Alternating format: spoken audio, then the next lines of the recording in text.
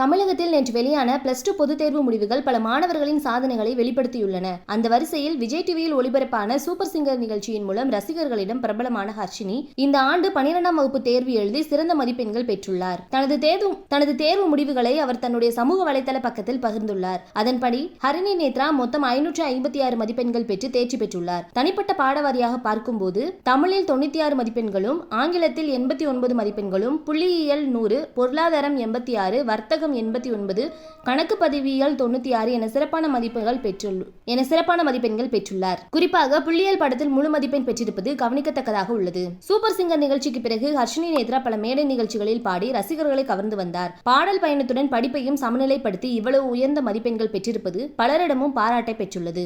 மேலும் அவர் அரசு பள்ளியில் படித்து இந்த அளவுக்கு மதிப்பெண் எடுத்திருப்பது அரசு பள்ளி மாணவர்களும் முயற்சி செய்தால் பெரிய சாதனைகள் செய்ய முடியும் என்பதற்கான உதாரணமாகவே பார்க்கப்படுகிறது. சமூக வலைதளங்களில் அவரது பதிவுக்கு ரசிகர்கள், பிரபலங்கள் என பலரும் வாழ்த்துக்களை தெரிவித்து வருகின்றனர். கலை மற்றும் கல்வி இரண்டிலும் திறமையை நிரூபித்துள்ள ஹர்ஷினி நேத்ரா இளம் தலைமுறைக்கு ஒரு சிறந்த முன்மாதிரியாக மாறியுள்ளார். அவருக்கு நம்முடைய வாழ்த்துக்களையும் தெரிவித்துக் கொள்வோம். இந்த ஆண்டு நடைபெற்ற தேர்வில் மொத்தம் 7.91 லட்சம் மாணவர்கள் கலந்து கொண்டிருந்தனர். நுங்கம்பாக்கத்தில் உள்ள பள்ளி கல்வி இயக்கத்தில் இருந்து இந்த முடிவுகள் வெளியிடப்பட்டன. இந்த ஆண்டு மொத்த தேர்ச்சி விகிதம் 95.20% பதிவாகியுள்ளது.